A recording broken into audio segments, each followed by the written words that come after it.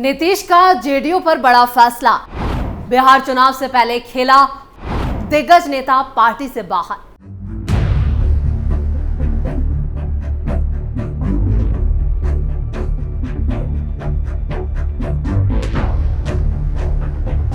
नमस्कार, आप देख रहे हैं कैपिटल टीवी की स्पेशल स्टोरी। आपके साथ मैं हूं परवीन शेख।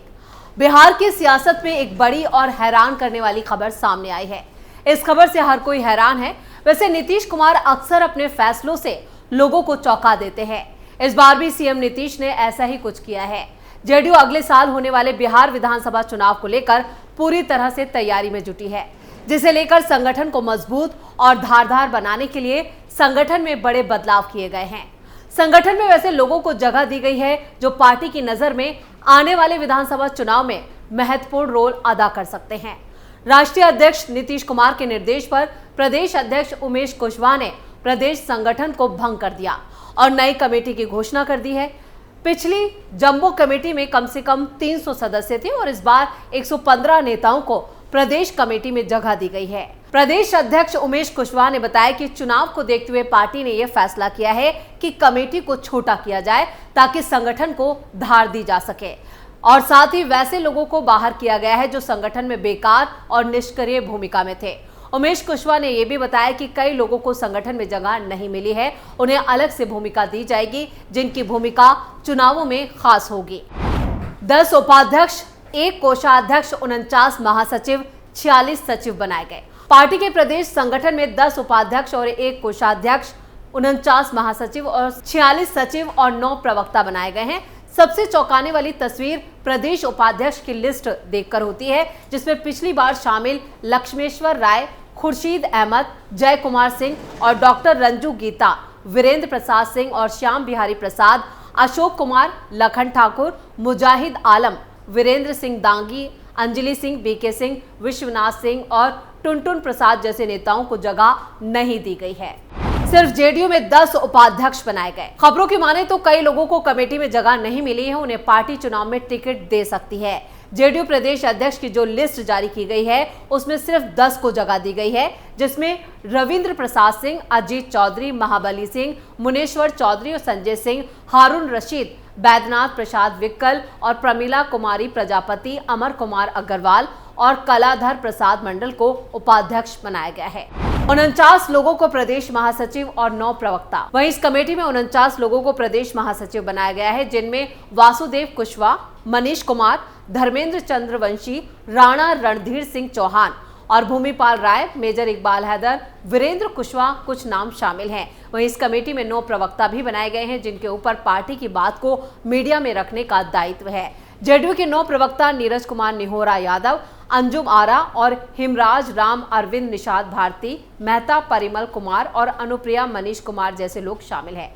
जेडीयू की कमेटी में नए और जुझारू लोगों को मौका दिया गया है, जो ये बता रहा है कि इस बार जेडीयू एक नई रणनीति और नए एक्शन प्लान के साथ चुनावी मैदान में उतरेगी। वहीं बिहार की मुख्य विपक्षी पार्टी आरजेडी में चुनावों से पहले ही नेताओं के पार्टी छोड़ने का सिलसिला शुरू हो चुका है, जो तेजस्वी के नेतृत्व पर बड़ा सवाल खड़े कर रहे हैं। यानी तेजस्वी के नेतृत्व में नेता काम नहीं करना चाहते हैं और पार्टी में बगावत देखने को मिल रही है। वहीं लालू और तेजस्वी को जमीन घोटाले में फौरी राहत जरूर कोर्ट से मिली है, लेकिन वो कभी भी जेल जा सकते हैं। लैंड फॉर जॉब से जुड़े मनी लॉन्ड्रिंग मामले में ईडी की दाखिल सप्लीमेंट्री चार्जशीट पर राउज एवेन्यू कोर्ट में फैसला टल गया है। पूर्व रेल मंत्री लालू प्रसाद यादव, तेजस्वी यादव और दूसरे आरोपियों को समन करने के मामले पर अब अदालत 7 सितंबर को अपना फैसला सुनाएगी। ईडी ने इस मामले में 6 अगस्त को सप्लीमेंट्री चार्जशीट दाखिल कर दी। लालू यादव, तेजस्वी यादव समेत 11 लोगों को आरोपी बनाया है। यानी 7 सितंबर के बाद लालू और तेजस्वी कभी भी जेल जा सकते हैं। ऐसे में आरजेडी में दूसरी पंक्ति के नेता भी नहीं है, क्योंकि क्षेत्रीय दल हमेशा एक नेता के भरोसे ही आगे बढ़ते हैं। ऐसे में साफ है कि इन दोनों के जेल जाने के बाद पार्टी पूरी तरह से खत्म होने के कगार पर भी पहुंच सकती है, क्योंकि पार्टी में अभी से इस्तीफों का दौर शुरू हो चुका है। श्याम रजक के इस्तीफे से आरजेडी में बवाल। अभी कई और नेता छोड़ेंगे आरजेडी का साथ। बिहार के दिग्गज और दलित नेता श्याम रजक ने एक बार फिर राष्ट्रीय जनता दल का साथ छोड़ दिया है। वो आरजेडी में राष्ट्रीय महासचिव थे। 22 अगस्त को उन्होंने पद और पार्टी से इस्तीफा दे दिया। उन्होंने दूसरी बार आरजेडी छोड़ी है और पार्टी छोड़ने की वजह भी बताई है।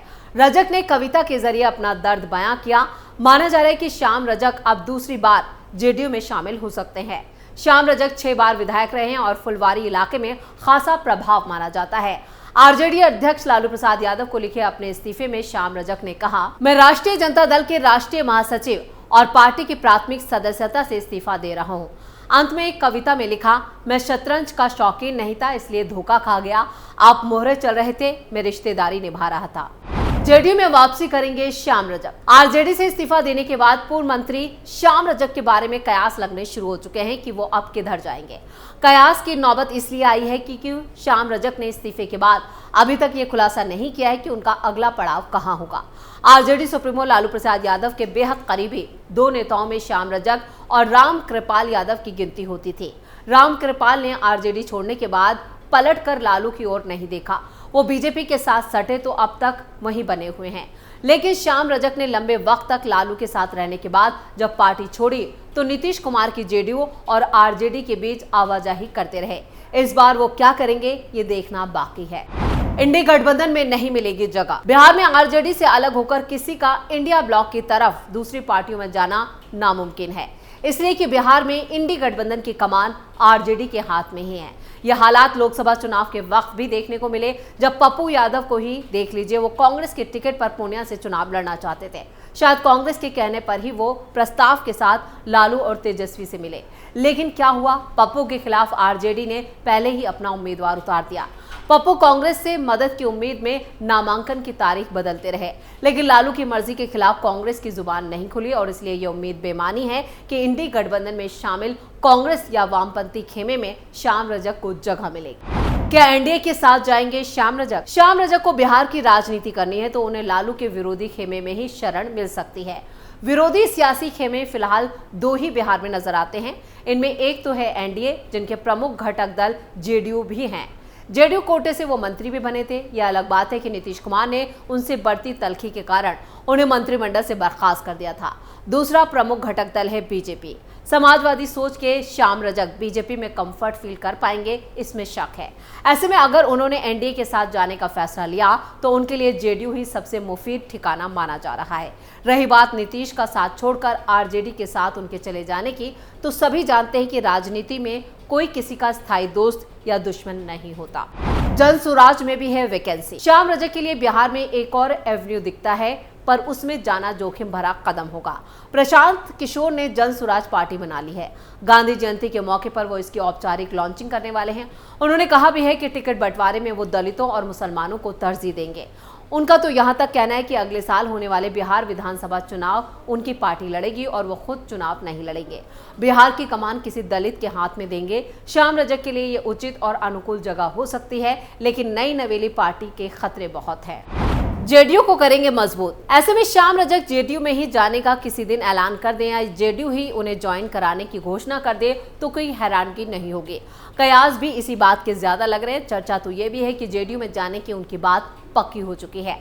अगले महीने यानी सितंबर में वो जेडीयू ज्वाइन कर सकते हैं। इससे पहले उन्हें एनडीए की ताकत भी हासिल हो जाएगी। जेडीयू और उसके शीर्ष नेता नीतीश कुमार को उनके साथ रख भी चुके हैं, इसलिए दोनों को एक दूसरे के बारे में जानने समझने की जरूरत भी नहीं पड़ेगी। कुल मिलाकर श्याम रजक का रास्ता जो है वो सिर्फ जेडीयू की तरफ जाता हुआ दिखाई दे रहा है। एक तरफ जेडीयू ने नई कमेटी भी बना ली है और पुरानी कमेटी को भंग कर दिया है, जिससे साफ है कि आने वाले विधानसभा चुनावों को लेकर नीतीश कुमार ने अपनी कमर कस ली है और आरजेडी छोड़ने वालों का जो दूसरा ऑप्शन होगा, जो विकल्प होगा, वो जेडीयू ही मानी जा रही है। यानी जेडीयू ने अभी से अपनी जमीन को मजबूत कर लिया है, वहीं आरजेडी जो है वो लगातार हर गुजरते दिन के साथ कमजोर होती हुई नजर आ रही है। स्पेशल स्टोरी में इतना ही। वीडियो कैसा लगा कमेंट करके अपनी राय जरूर दें। वीडियो को लाइक करें, शेयर करें और कैपिटल टीवी को सब्सक्राइब जरूर करें। नमस्कार।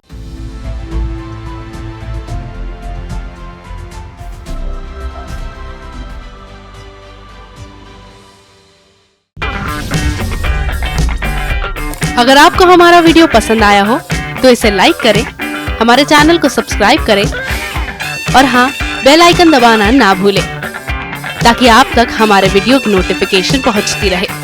आप अपना सुझाव हमें कमेंट बॉक्स में दे सकते हैं। हमारे साथ जुड़ने के लिए शुक्रिया।